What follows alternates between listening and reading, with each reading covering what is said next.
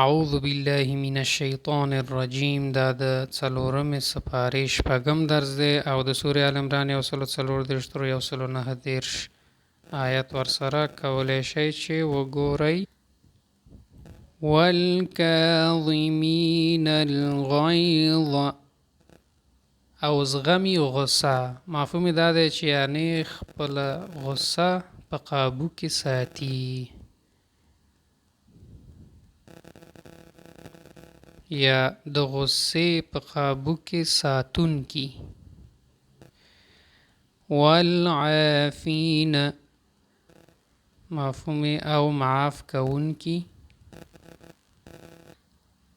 یحب المحسنین دوست لري نیکان.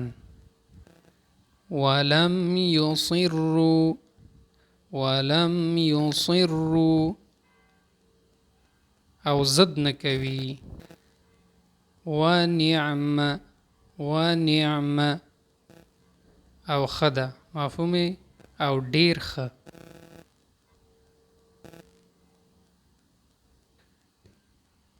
سنن واقعات. فسیروا پس وګرځئ. ولا تهنوا او مسستیږئ. ولا تحزنوا او مغمجن کیږئ.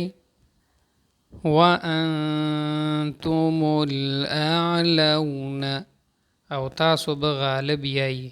امید دوستان در سره شیر کله عمل شي.